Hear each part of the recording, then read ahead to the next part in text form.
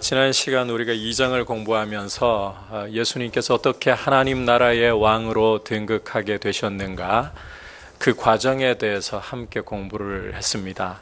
여러분, 예수님은 하나님 보좌 우편에 하나님 나라의 왕으로 지금 등극해 계시고 영원히 다스리고 계십니다. 중요한 것은 이 과정에서 예수님께서 죽음의 고통을 맛보셔야 했다는 것입니다. 자, 왜 왕이신 분이 죽음의 고통을 맛보셔야만 했는가? 그것은 당신의 백성을 죄와 사망 권세에서 풀어주시기 위함이라고 말씀하는 것을 보았습니다. 자, 이 과정에서 보면 예수님께서 자신을 백성과 동일시하셨어요. 친히 하늘 영광을 버리시고 이 땅에 오셔서 백성의 자리에 들어오시고, 그리고 그 죄와 허물을 직접 짊어지시고 백성이 당해야 할 사망의 고통을 그 몸으로 다 당하셨습니다. 뿐만 아니라 예수님은 백성과 자신을 동일시하시면서 백성을 형제라, 내 형제라고 부르실 뿐만 아니라 그 자리에 들어와서 백성의 연약함이 어떤 것인가, 이 사망 고통이 어떠한 것인가를 친히 맛보셨기 때문에 이제는 대제사장으로서 하나님 앞에 서서 백성의 연약함을 짊어지고 중보하실 수 있는 그러한 분으로서 지금 보좌 우편에 계신다. 여러분, 이 은혜를 우리 그리스도인들이 누리고 있는 거예요. 한번 따라 합시다. 예수님은 나를 너무나도 잘 아십니다.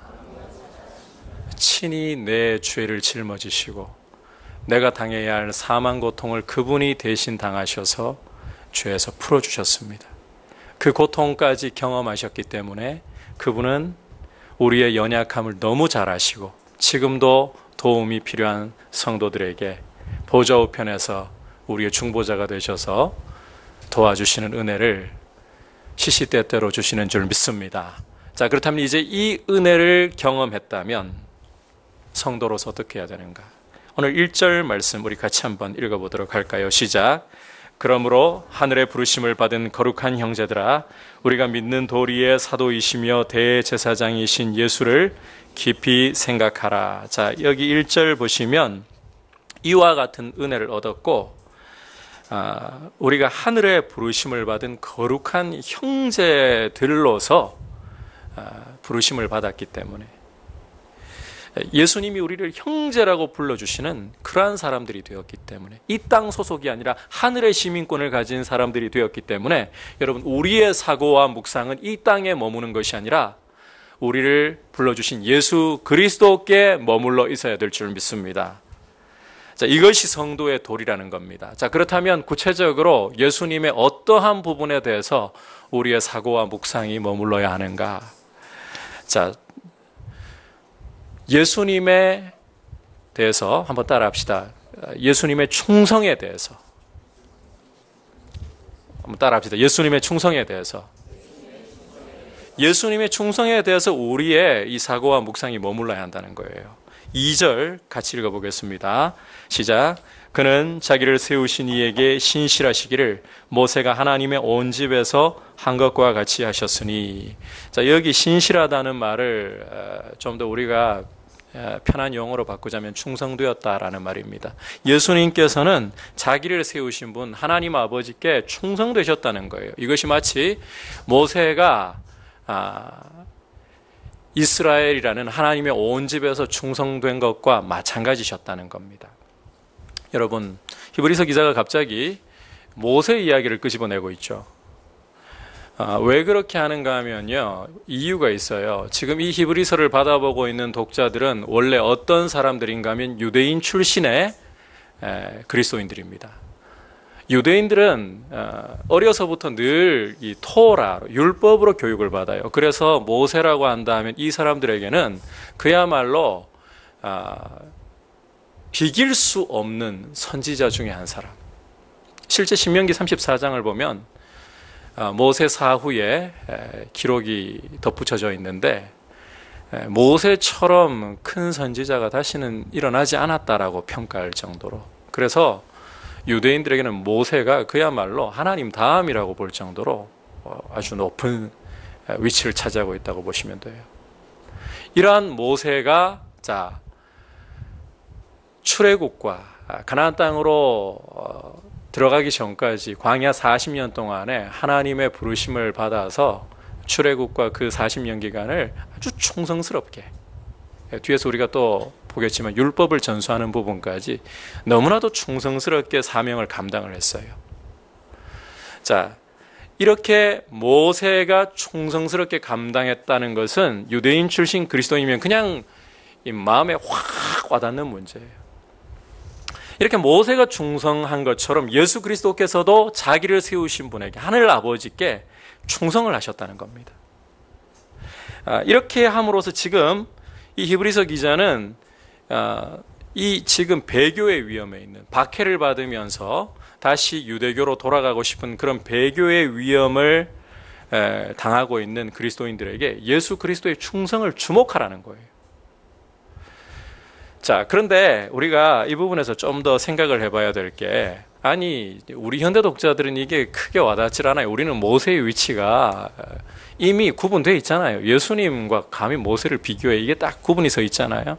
그러다 보니까 이게 피부로 와닿지를 않아요. 그런데 여러분, 그 유대인 출신 독자들은 이 모세가 하나님 그 다음으로 갈 정도로 위대한 사람이기 때문에 그가 충성했다는 것은 대단한 거예요. 여러분, 우리가 한번 생각을 해보면 교회 안에서요, 어떤 장로님 한 분이, 또 집사님 한 분이 정말 주님을 사랑하고 주님 앞에 아주 말씀에 충성스럽게 순종하고 자신을 드리는 모습을 본다면 여러분 어떤 생각 가지고 어떤 말씀하시겠습니까? 제가 과거에 우리 집사님 중에 한 분하고 이야기를 나누다 보니까 이런 이야기들을 하시더라고요. 저는 교회에서 집사님 한 분 정말 존경스럽고 본받고 싶습니다. 그분에게 제자 훈련도 받으셨던 분이었는데, 그분이 말씀을 그렇게 열정적으로 공부하려고 하고 또 교회를 섬기려고 하고 가르치려고 하는 이런 모습들을 보니까 목회자보다 오히려 같은 또 이 일반 성도의 입장에서 그런 모습이 너무 존경스럽고 참 부럽다는 거예요. 여러분, 그냥 우리 같은 위치에 있는 사람이라 할지라도 우리가 신앙생활을 주님 앞에서 정말 신실하게 열심히 하려고 하는 분들을 보면, 그런 성도님들을 보면 나도 저렇게 좀 신앙생활을 열심히 해야 되는데 하는 이런 자극을 받지 않겠습니까? 이 아직 지금 유대인 출신의 그리스도인들이 박해를 당하면서 예수님께로부터 지금 돌아서고 배교를 할 위험에 있다는 것은 아직까지 예수 그리스도에 대한 인식이 제대로 안 서 있다는 거예요. 정말 예수님을 제대로 알고 그분께 사고와 묵상을 깊이 내리고 있다면 여러분, 믿으면 안 흔들려요. 흔들리는 순간이 올지라도 다시 그리스도를 붙잡고 일어서게 돼 있어요. 그런데 이들은 지금 흔들린다는 것은 예수님에 대한 이 사고와 묵상이 제대로 이루어지지 않고 있다는 거예요. 그래서 모세를 끌어들이고 있는 거예요. 여러분, 모세 같은 사람도 하나님의 집에서 충성되어서 민수기 12장 2절을 보면 하나님께서 직접 모세를 칭찬하시기를 그는 내 온 집에서 충성됨이라. 그렇다면 그리스도께서 모세와 마찬가지로 충성하셨다는 것은 어떤 동기를 부여하겠습니까? 당연히 그리스도의 충성됨을 생각하고 그리스도의 충성됨을 본받아야 한다는 이 동기를 부여하고 마음을 자극하는 일 아니겠습니까? 그래서 지금 이렇게 모세를 끌어들여서 예수님의 충성을 소개를 하려고 하고 있는 거예요. 그런데 중요한 것은 예수님을 그냥 이렇게 모세의 수준에서 머물러 버리게 하면 안 돼요. 성경은 우리 본성을 너무 잘 알아요.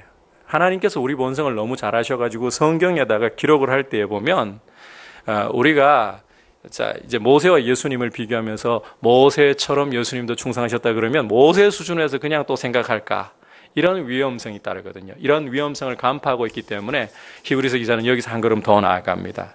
이제는 모세보다 뛰어나신 그리스도에 대해서 증언하기를 시작합니다. 여러분, 모세와 예수님 사이에 보면 충성됨이란 이런 공통 분모가 있다고 해서 모세와 예수님을 감히 동급으로 생각할 수가 없어요. 모세보다 예수님이 월등하게, 비교할 수 없이 탁월하신 분인데 그 이유가 무엇이냐? 우리 3절 함께 읽어보도록 하겠습니다. 시작. 그는 모세보다 더욱 영광을 받을 만한 것이 마치 집 지은 자가 그 집보다 더욱 존귀함 같으니라. 여러분, 집이 아무리 잘 지어졌다 그래도 그 집을 지은 사람보다는 뛰어날 수가 없겠죠. 여러분, 집이 정말 아름다워요. 너무 좋아요. 그러면 누구한테로 칭찬을 돌립니까? 그 집 자체만 두고 칭찬을 할까요? 제대로 좀 생각이 있다면 이 집을 누가 지었지? 그래서 그 사람에게 내 집도 좀 맡기고 싶잖아요. 집이 위대하냐, 집을 지은 자가 위대하냐. 이거 상식적으로 생각을 해봐도 그 집을 지은 자가 훨씬 위대합니다. 이와 마찬가지로 예수님이 모세보다도 비교할 수 없이 탁월하다는 겁니다. 자, 갑자기 그런데 이게 무슨 뜬금없는 소리인가? 논리가 조금 이상하죠? 자, 이 부분을 이제 4절부터 6절 전반부까지 해서 이제 제대로 하나씩 풀어나가기 시작합니다. 이게 무슨 소린가 하면요. 우선 4절을 먼저 읽어봐야 돼요. 4절 같이 읽어보겠습니다. 시작. 집마다 지은 이가 있으니 만물을 지으신 이는 하나님이시니라. 자, 히브리서 기자는 만물을 지으신 이가, 온 천지 만물을 지으신 이가 누구시다? 하나님이시라고 말씀을 하고 있습니다. 자, 이렇게 만물을 지으신 분이라면 하나님의 온 집인 이스라엘은 당연히 누가 또 지으셨을까요?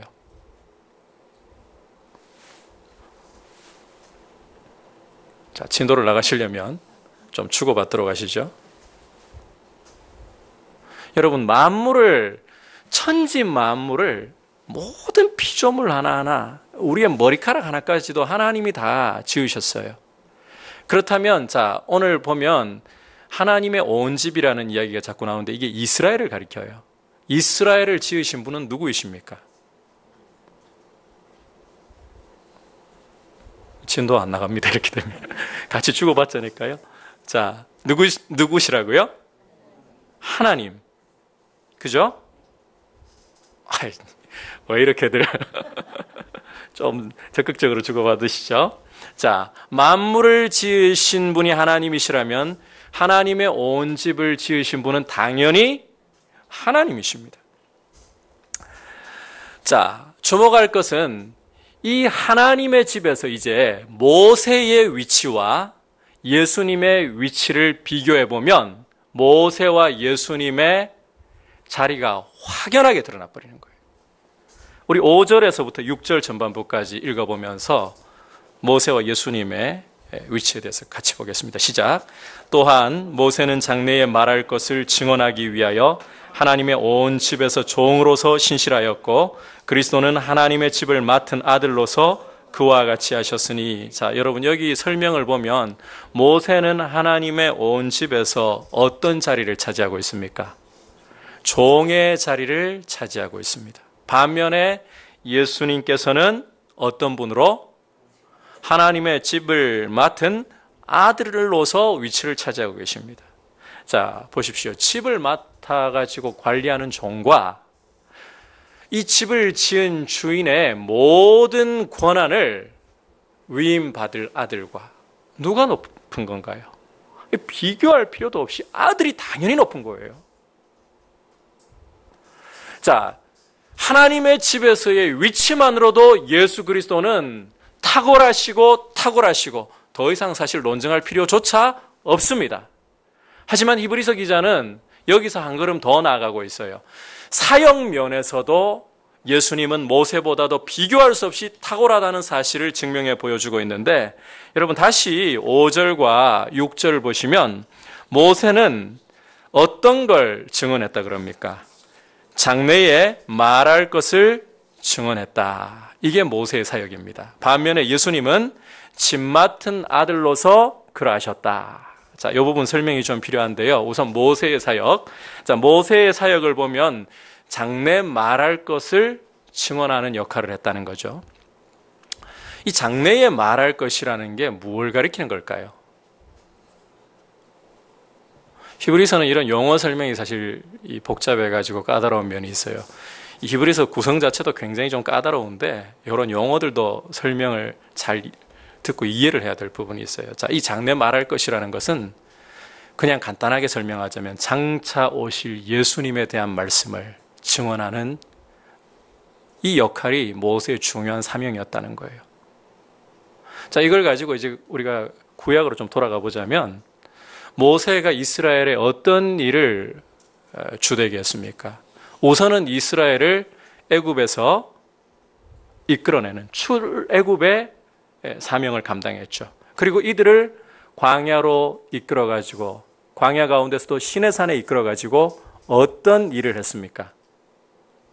하나님과 언약을 체결하게 하고 그 다음에 이 언약의 증거로서 무엇을 받아서 이스라엘에게 전달했습니까? 넓게 율법을 받아가지고 이스라엘에게 전수를 했죠. 자, 이 율법이라는 게 그러면 무엇이냐? 모형과 그림자로서 장차 오실 예수님을 보여주는 것이에요. 여러분, 율법 그러니까 부정적으로만 생각하지 마세요. 율법주의가 잘못된 것이지. 율법은 거룩하고 선한 것이에요. 율법은 장차 오실 예수 그리스도를 모형과 그림자로 보여주는 역할을 합니다. 특히 우리가 히브리서 이제 6장 이후로 계속해서 나타나게 될 제사법에 관한 부분이, 자, 왜 하나님께서 애꿎은 짐승들을 자꾸 잡아가지고 피를 흘리게 하시고 번제로, 속죄제로, 속건제로, 화목제로 자꾸 이렇게 드리라고 하시는 걸까요? 하나님 피에 굶주리셨기 때문에? 하나님이 스테이크를 너무 좋아하시기 때문에? 이게 아니에요. 어떻게 하나님께로 나아갈 수 있는 길을 열어주시는가 보여주시는데 모형과 그림자로 보여주시는 거예요. 장차 오실 예수님을 모형과 그림자로서 그렇게 보여주고 있는 거예요. 모세의 사역은 장차 오실 예수님을 모형과 그림자로 증언하는 이 일을 하는 것이었습니다. 반면에 자, 예수님의 사역은 어떠한 것인가? 자, 하나님의 집 맡은 아들로서 충성하셨다는 건데, 이제 모세가 말한 것을 당신이 실체로서 이루는 사역을 하셨다는 거예요.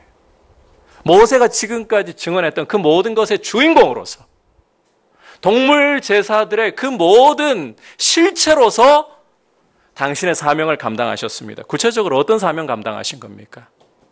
이미 제가 말씀 들어가면서 설명했던 것처럼 하나님의 백성들을 죄와 사망 권세에서 건져내시기 위해 당신이 직접 백성의 죄를 짊어지시고 당신이 십자가에 대신 죽음의 고통을 당하시면서 하나님의 진노를 그 몸으로 담당하시면서 당신의 백성을 풀어주신 것입니다.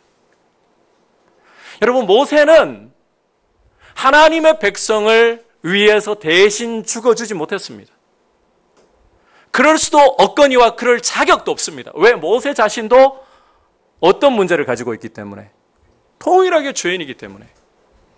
그러나 예수님은 흠없는 하나님의 어린 양으로서 세상의 죄를 그 몸으로 친히 짊어지시고 십자가에 보혈을 흘려주심으로 백성을 죄에서 건져내시는 이 사명을 하나님 앞에서 완전히 이루셨어요. 자, 이걸 다른 말로 영원한 출애굽이라고 할 수 있는 거예요.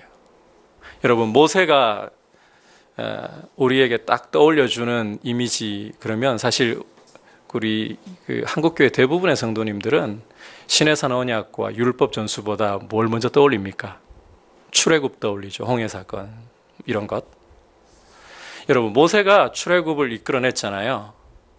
그런데 모세의 출애굽은 완전한 출애굽이 아니에요. 말씀드린 것처럼 백성의 죄와 허물 문제를 모세가 해결해 줄 수 없기 때문에, 그러니까 모세의 출애굽은 장차 오실 분의 출애굽의 모형과 그림자일 뿐인 거예요. 진정한 하나님의 백성의 출애굽은 누가 이끌어내시는 것이냐? 바로 예수께서 십자가에 보혈을 흘려 죽으심으로 백성들을 죄와 사망 권세에서, 마귀 권세에서 풀어서 하나님 나라로 들어가게 하심으로 진정한 출애굽이 일어나는 거예요. 그래서 여러분 누가복음을 읽어보시면요, 공관복음서 기자들이 변화산 사건을 기록하면서 자꾸 그 예수님의 행동들을 누구를 떠오르도록 기록을 해놨는가 하면 모세를 떠오르도록 기록을 해놨어요. 변화산에 올라가는 것부터 시작해가지고 모세가 시내산에 올라가는 것을 떠올리도록, 그리고 예수님이 기도하시면서 그 얼굴과 옷이 광채가 나는 부분에서는 모세가 하나님을 만나고 난 후에 그 얼굴에서 광채가 났던 것, 그리고 또 실제로 예수님이 변화산에서 기도하실 때에 누가 하늘로부터 내려왔습니까? 모세와 엘리야가 내려와서, 여러분 여기서 하나 주목해야 될 게 있습니다. 누가복음에서 특별하게 이 부분을 다루고 있는데 예수님이 어떤 일을 당하실 것을 함께 이야기 나눴느냐, 누가복음만 이 일을 기록하고 있어요. 예루살렘에 올라가셔서는 별세하실 것을 말씀하셨다고 기록하고 있어요. 자, 그런데 이 헬라어 원어로 보면 별세라는 단어가 엑소더스, 출애굽이라는 뜻이에요. 여러분, 출애굽하면 우리는 당연하게 떠올리는 인물이 누구입니까? 모세입니다. 그런데 모세는 실제 영원한 출애굽을 이룬 인물이 아니에요. 한번 생각을 해보십시오. 이스라엘 백성들을 출애굽시켜가지고 홍해까지 건넜어요. 그런데 이 출애굽한 1세대의 모습을 보시면 어떤 식으로 나왔습니까? 10번씩이나 아주 극심한 반역을 저질렀잖아요. 아니, 홍해에서 하나님께서 애굽의 바로의 군대를 물로서 완전히 덮어버리신 이 일을 경험하고 이스라엘을 자유케 하신 이 일을 경험하고, 그게 얼마나 지났다고 불과 며칠 후에 광야로 들어가가지고 물이 없을 때부터 불평하기 시작하죠. 양식이 떨어지니까 또 불평하기 시작하죠.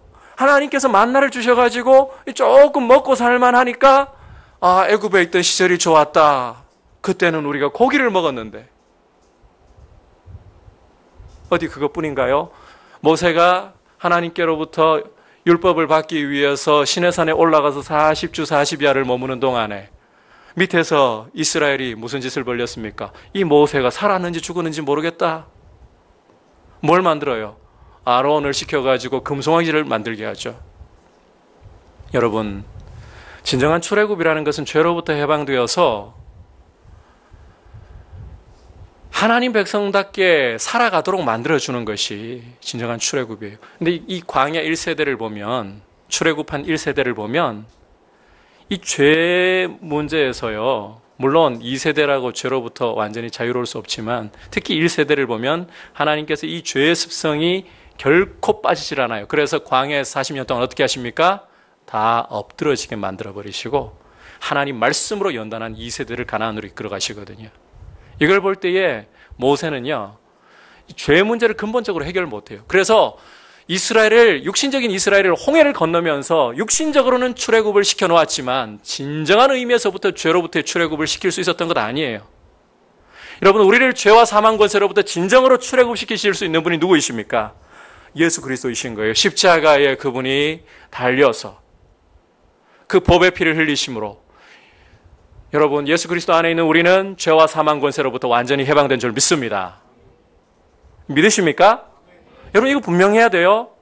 예수 그리스도를 믿고 있으면 우리는 죄와 사망 권세로부터 완전히 해방된 줄 믿습니다. 자, 그래서 우리 그리스도인들은 더 이상 죄 아래 있는 것이 아니라 어디에? 하나님의 은혜 아래 있어요. 더 이상 우리는 죄에게 종이 아니라 무엇의 종이 되었습니까? 로마서 6장 보면 의에게 종이 되어 있어요. 자, 하지만 실제적인 문제에서 우리가 좀 생각을 해봐야 되는데, 이 몸으로 살아가면서 죄 짓습니까? 안 짓습니까? 짓습니다. 자, 그런데 죄와의 관계가 달라져 있다는 걸 명심을 해야 돼요. 이 몸에 죄가 남아있어가지고 우리가 죄를 지을 수 있는 연약함이 있다 하더라도 죄와 우리는 상관없는 관계예요. 맞죠?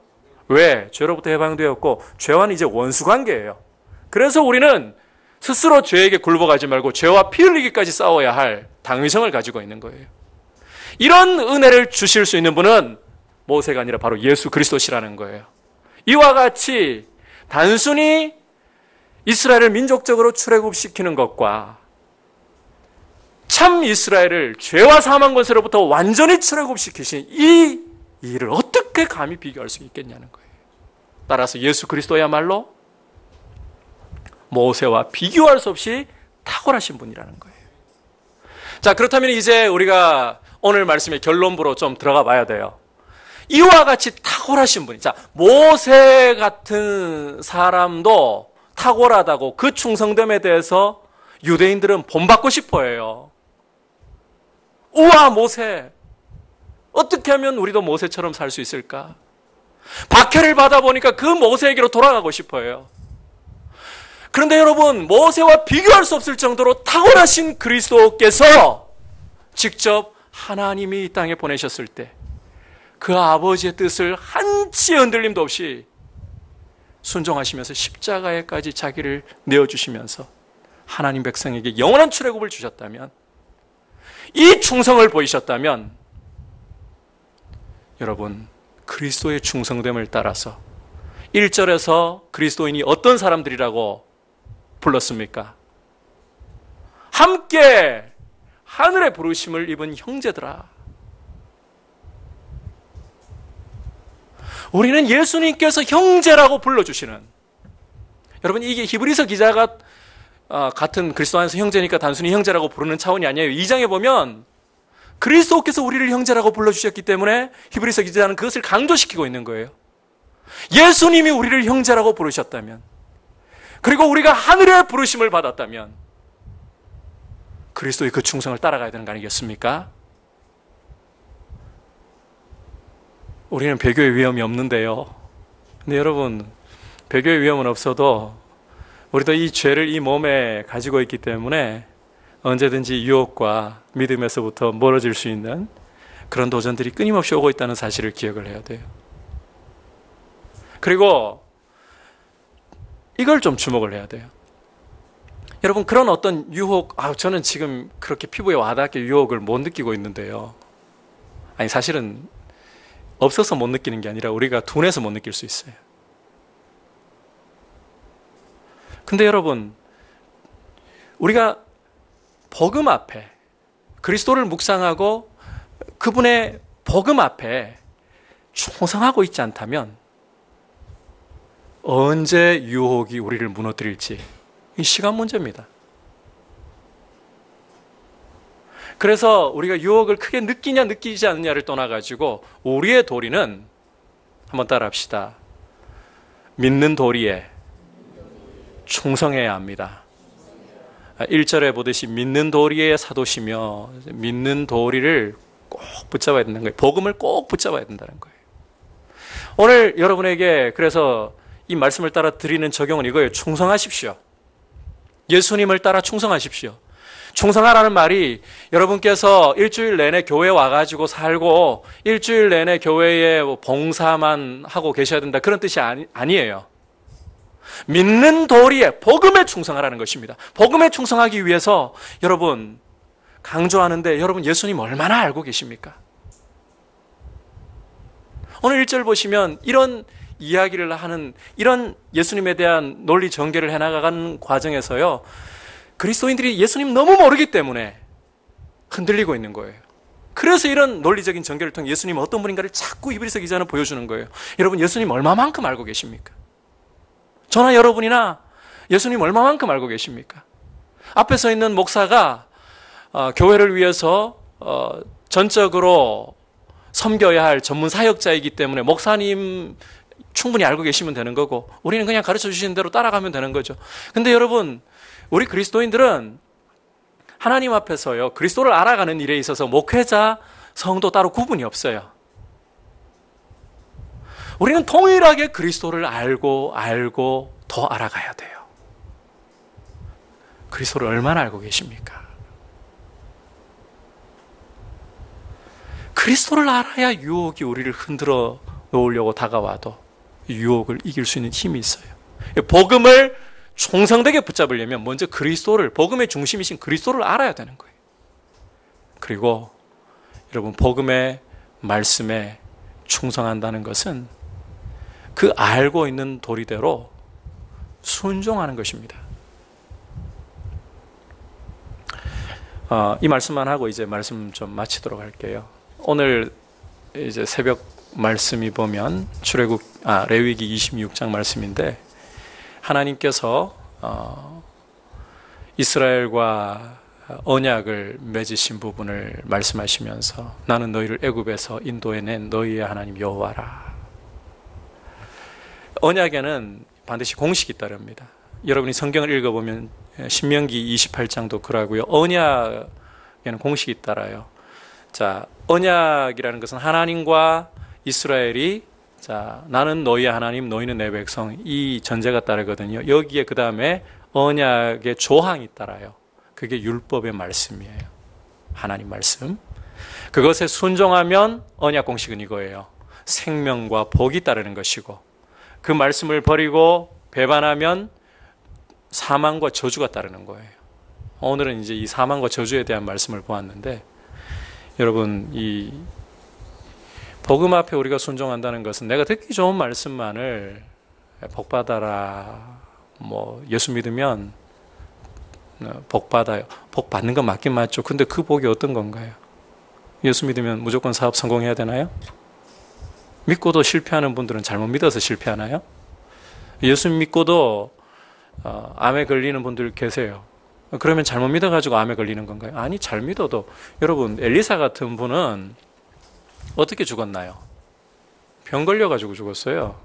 사도 바울은 고난이라는 고난은 다 당하고, 그 다음에 복음 전하는데, 솔직히 복음 전하는데 좀 몸이라도 건강해가지고 편리하게 전해야 될 거 아니에요. 근데 하나님께서 안질인지 간질인지 정확히 몰라요.